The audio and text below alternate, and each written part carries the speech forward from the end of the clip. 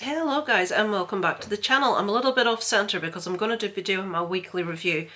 I apologise for numerous things. This is very late. It is Friday as I record this. I've been really sick with a virus all week. I'm still sick, hence I probably look like hell. I'm going to sound a bit nasally. I may cough a little bit. What do you do when your eyes are all red from having a cold? Make them more red with makeup and then perhaps people won't notice. So I was going to do this next week, but then I looked at how many movies I've watched this week and I thought it'll make next week massive, so I'm going to have to attempt to get this done. Tomorrow I'm also going to see The Batman. In a weird twist of fate, Belfast is the only city in the entire UK that are allowing a 15A rating for The Batman, which means if you as a parent is happy with your kid watching it, they can go. So Isaac is now 11 and he will be going with us tomorrow to see The Batman, and then we are going to a gig. Isaac's first ever gig in the evening, a band called Hailstorm, who I love. So yeah, it's going to be a busy day tomorrow. So I'm going to do this today and hopefully get it up for you later this afternoon. So let's get on with what I watched last week. I'm having the brain fart of all brain farts, guys. If this keeps moving, it's because I've had to start recording. Am I recording? Yes. I've been waffling away here with my sore throat twice now and I haven't put on the record. I haven't recorded myself. Honest to God, something's not right. So let's make sure I put on the screen recorder. I should be doing this off camera, but I don't want to balls up again. So let's try this for maybe the fourth time, guys. What have I been watching this past week? So on Monday, I started with a Shudder film called They Live in the Grey. Now, this did on paper really appeal to me. This is a movie about a lady that works for child services that goes into a home to investigate a potential case of child abuse. When she's in there, she discovers that something completely different to what she expected is actually going on in the home. So we deal with that. We deal with trauma and a bereavement that she has experienced. She is dealing with a few psychological issues herself, and she's not sure if a lot of what she is seeing is real or are figments of her imagination. So this I did enjoy. I think I gave it a 3 out of 5. I do apologise if the lighting's got weird. The sun's just come out, which is, it doesn't happen over here very often. So this movie, while I enjoyed it, I think I needed to give it a little bit more of my attention. And as I say, I have been ill this week, so I don't think my full attention was on it. I gave it a 3 out of 5, but I do feel that score may go up a little bit if I give it a rewatch. It's definitely worth a watch, folks. It's definitely very good. My main criticism would be that it was perhaps a little bit too long, but as I say, that may just be me. Tell me below if you've seen it and if that's just me. So the same day now, I really enjoyed this, and I know this won't be for everyone. I saw this at a local small cinema, not in my town but in the town over. This is a movie set in Northern Ireland, which we don't get very often, with the exception of, obviously, we had Belfast recently. This is a movie about a woman who lives in a normal housing estate in Northern Ireland. A new family moved next door, and it's about the dynamics between these two families. The lady that we follow, played by, and I will scroll down, Andrea Riseborough, who is amazing. She's so good. She was in Possessor a couple of years back, which was my favourite film of the year in 2020. She plays a bereaved mother. She has lost her daughter a few years previous. She's living with her husband and their son, and this woman that moves next door has got a daughter who's a very similar age to the daughter that this lady lost. So the daughter sort of sparks all kinds of feelings in her. She reminds her of her own daughter. And things get a little bit creepy. She's dealing with psychological issues herself, but you can hear parallels between this and the last movie, but they're very different movies. This is very much a drama with a little dark edge to it. We follow this lady's grieving process with her trying to come to terms with the fact that she's lost her daughter. Okay, I was coughing my lungs up, I needed a drink, so I had to take a little break. So the actual synopsis says, the living can haunt you. When a new family moves in next door, their young daughter Megan quickly captivates Laura, stirring up painful memories of her own daughter, who died several years previous. Before long, Laura's memories turn to obsession as Megan's unsettling behaviour begins to convince her of something supernatural. As Laura's determination to get to the bottom of it becomes all-consuming, her family begin to fracture, and the line between the extraordinary and the real becomes ever more obscured in this haunting story about a mother's love. I love this. Her performance is just exceptional. There is a nice twist in this also. You are guessing through quite a lot of it. It's not high budget. It won't be for everyone. It's a very gritty drama. If you're a fan of just all kinds of movies and you're willing to watch all kinds of movies, I really would recommend this. Now, I don't know, apologies if this is streaming anywhere. As I say, I saw it locally at a little cinema because it was something that's a local movie. I wanted to go and see it. I would thoroughly recommend it to you guys. I gave it a 3.5 out of 5. Okay, and on to the next evening, and a movie that I'm probably the last in the horror community to actually see, Psycho Gorman. I've been meaning to watch this for ages and I've just never got round to it, and I got round to it this past week and it was everything that a lot of people have said. It was so much fun, it was so much Camp 80s cheesiness. I don't need to go into any detail, do I? I think everyone has seen this. Two kids find a, what would you say it is, a magic amulet which controls this monster to do their bidding, to do everything that they say. It's not serious, it's very tongue-in-cheek. So it says here, using the magical amulet, they force the monster to obey their childish whims and accidentally attract a rogues gallery of intergalactic assassins to small-town suburbia. It's just so much fun. It's just, watch it, have fun with it, don't take it seriously. I enjoyed the hell of it. I gave it a 4 out of 5. I've said, an all-out cheesy gore fest with laughs aplenty. This is one that will be a massive tick for fans of 80s practical horror and has irreverent humour thrown in too. It's a win-win. I love practical effects. I hate when they start introducing CGI to things, and the gore in this is just awesome. It's funny, and that sounds ridiculous. It's really gross, but it's fun. Most horror fans, when they see something delightfully gory to the ridiculous, will laugh, and that's the reaction that this provoked in me. So Psycho Gorman, big thumbs up from me. On the same evening, I watched Last Survivors. I have to go into here and remind myself what it is. Okay, this is a new movie with Alicia Silverstone, Drew Van Acker and Stephen Moyer of True Blood fame, and this is why I watched it, mainly with the cast. This follows a father and son who are living out in the wilderness, post-apocalyptic future. The son has never seen adults since he was a tiny little kid.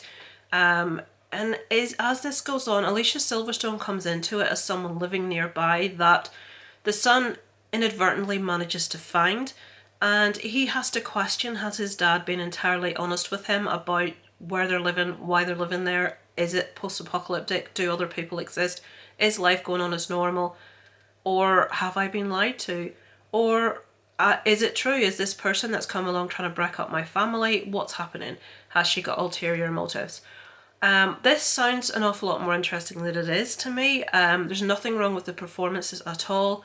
There is a little bit, there's a kind of like, I'm not going to say a relationship, there is a physical relationship, I'll put it that way, that to me was just all kinds of creepy in this. It just had me thinking, oh, no. But I can't really talk anymore without giving spoilers. It's something that you can watch if you like the cast, but it's something that I don't feel that you would lose anything from not seeing. I just thought it was an okay movie. I gave it a 2.5 out of 5. 23rd, Kimmy. Now, I'm going to be in the massive minority with this. I didn't enjoy this movie at all. Let's see. I say that because most other people I know loved it. So there's, oh, Sean, spot on as usual. Sean gave it a 1.5. I gave it a 2. Most people I've spoken to love this. So let me read the synopsis for you so you can see what this one's about. During the COVID-19 pandemic in Seattle, an agoraphobic tech worker discovers evidence of a violent crime while reviewing a data stream. I was very invested at this point. And is met with resistance and bureaucracy when she tries to report it to her company. To get involved, she realised she must face her greatest fear by venturing out of her apartment and into the city's streets, which are filled with protesters in the wake of the city council passing a law restricting the movements of the homeless population. So, all kinds to unpack there. I love the concept. I loved when we start, Kimmy's basically like an Alexa and she listens all the time. And this young lady in her apartment hears something very faint in the background of a recording. She manages to plug in all kinds of things and she pulls out this attack that's happened, tries to report it and comes up against all kinds of problems. This movie is about her trying to get justice for what's happened, to find out what's happened and to get help. Now, What did I say about it? I said I felt like this was a pointless waste of time. I can see what they were going for, but I didn't actually care enough about any of the characters to actually give a damn what happened to them. It looked pretty and there wasn't anything glaringly wrong with the acting performances, but that's as nice as I can be. I'd say you can give it a miss. You may be watching this and think that's really harsh. I'll tell you the viewpoint I'm coming from here, and I try not to hit things with seriousness, and you do have to take things at arm's length and stuff, and not like with Uncharted. That stuff couldn't happen, you'd kill yourself. But with this, she's agoraphobic. I dated someone that was agoraphobic for, I think, 3 years. Someone that's agoraphobic doesn't suddenly decide because there's a good enough reason you can leave your apartment and go out and not have hardly any symptom. Agoraphobia is such a devastating illness to have. I mean, they can't go out of the house. If they do, it has to be like, if they walk to the end of the path, that could set them back all day. They have to have constant hiding spaces everywhere they go out in case they have a meltdown, in case they collapse. This has this young girl go out and be completely cured just because she's heard something that forces her out, and that, having had first-hand experience of what agoraphobia is like to live with and to know someone, I don't have it myself personally, but having witnessed what it's like, this just was not realistic, and that pulled me completely out of it. And the need to have her walk around constantly in a vest top with no bra on and her pants just to pander to the audience that's watching it. There was no need for it in this script. They just had it in it because she looks really hot, let's be honest. It was, to me, it was playing down the seriousness of A, the attack that happened, and B, the fact that she's meant to have this debilitating issues, agoraphobia. So it was just a really surface movie about very serious subjects is how I felt about it. So no, it wasn't for me. On the same evening I watched, right, this was really good. So this is a documentary currently on Netflix. I'm sure it's Netflix. Terrible, terrible situation. This goes back to 2004 and terrorist attacks on Madrid undergrounds and trains. So survivors and insiders recount March the 11th, 2004's terrorist attack on Madrid, including the political crisis it ignited and the hunt for the perpetrators. This is an excellent documentary, so well made, so well produced. It tells you everything you want to know. It draws that really good line between talking to the survivors and getting the raw emotion, hearing what happened, also hearing the background politically, where we're not like bombarded with politics and we don't talk about the victims, or it's not all about the incident and we don't hear the background. We hear a good mix of both here. And the government were absolutely determined to blame this on an organisation that had nothing to do with it. And this went on for a long time, enabling the people that were responsible to carry out more attacks. Very, very good documentary. If you're interested in this kind of thing at all, I would massively recommend this to you. 11M. So I give that a 4 out of 5. So on to, oh, it's the same night, Don't Kill Me. Ah, right, yes. Non mi uccidere. I don't know if that's pronounced correctly or not. I think it's Italian. This is on Netflix. It's a zombie cross vampire movie. I thought this was quite interesting. The reviews for this are terrible. You can see there's 3 people that have seen it. We've got a 1, a 2 and a 2.5. I don't think it's that bad.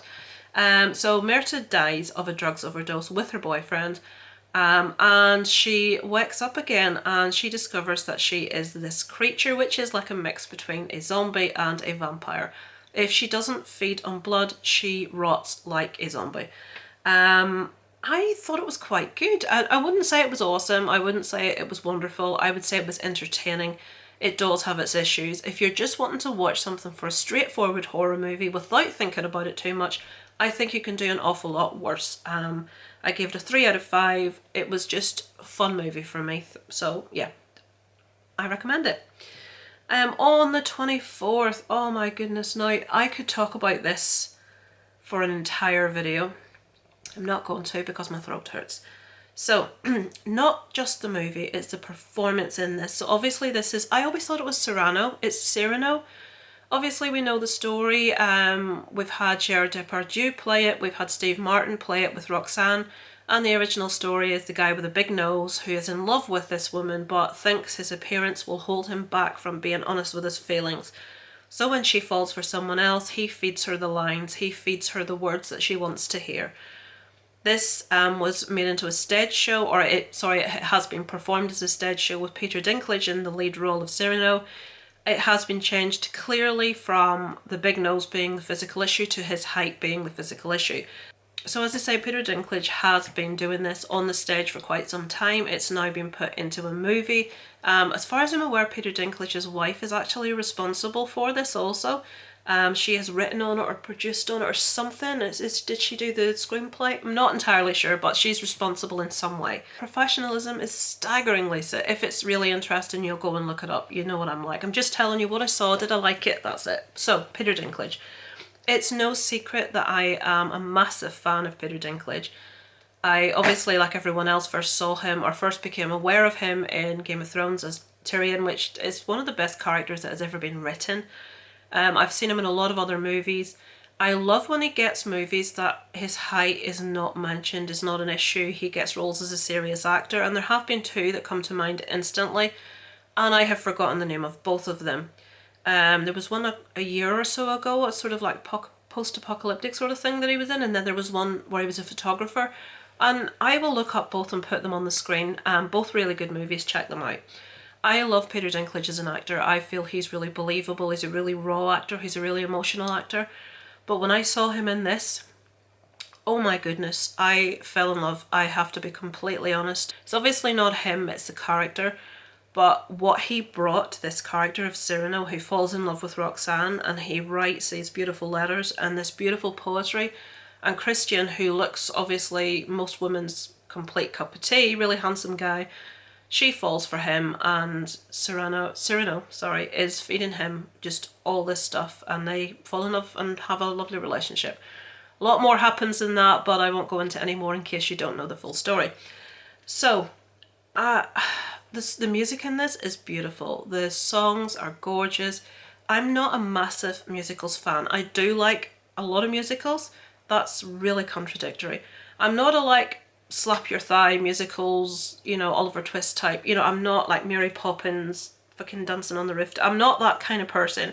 But I can appreciate a really stunning musical. I like a lovely musical. The songs are all gorgeous. I've been listening to Your Name just constantly. I've been listening to Madly quite a bit, but Your Name is the main one that I'm just reverting back to. I need to buy this soundtrack.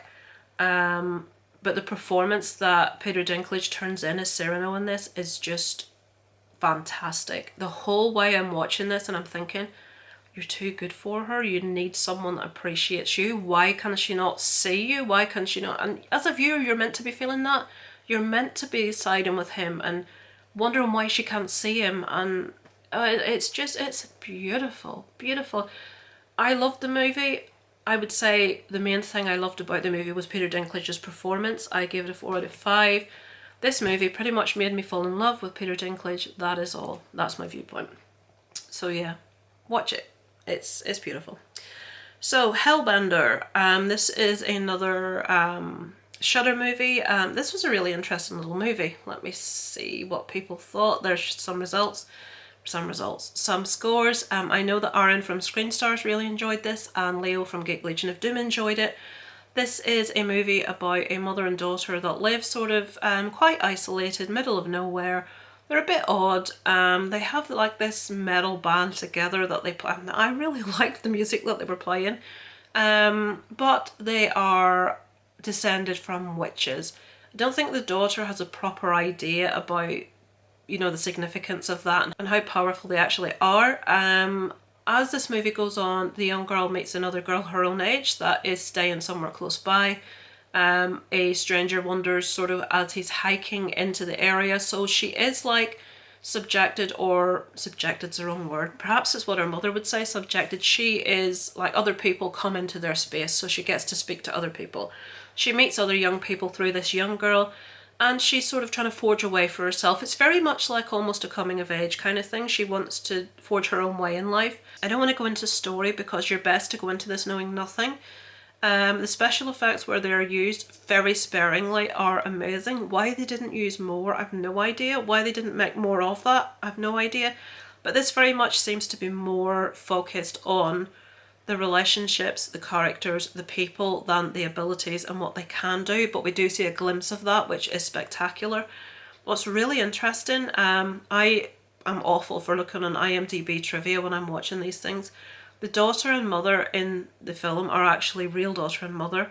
The teenage girl that she meets is actually her real sister, and the guy that comes wandering in the forest is her dad. So it's his mum, dad and two daughters are all in this movie together.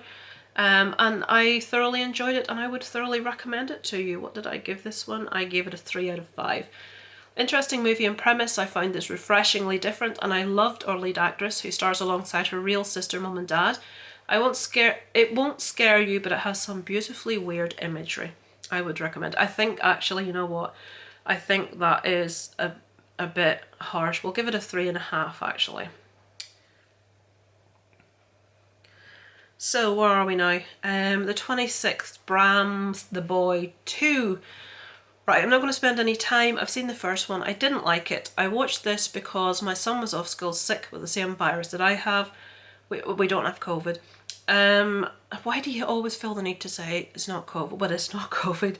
So I put it on because I thought it's something that an 11-year-old can watch. It's not going to be scary. It's going to, it'll be straightforward. And it was.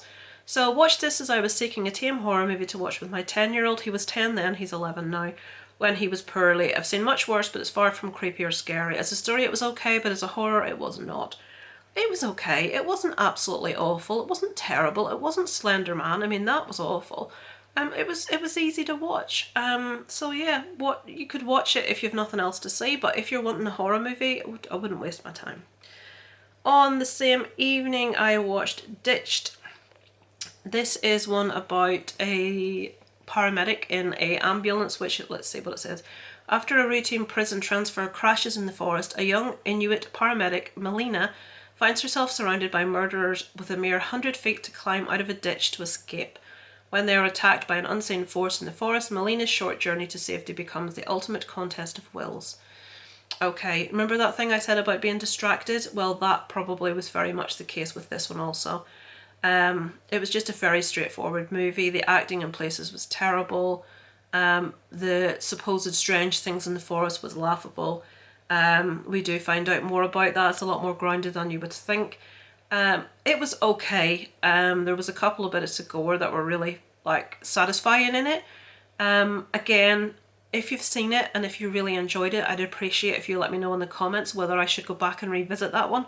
Perhaps it was just me not paying full attention, but I wouldn't say it was anything amazing. On the 27th and the last of this week, I watched House of Gucci. Finally. I'll leave those there for you, some scores of other people. I don't understand why everyone's slating this movie. I loved it.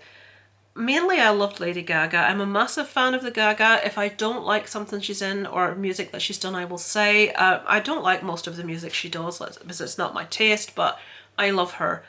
I think she's very talented. I thought she was amazing in this movie. People have criticised her accent. I can't speak for her accent. I don't know how realistic it is. I do know her grandmother was Italian. She says she pretty much tried to emulate her grandmother's accent in the movie.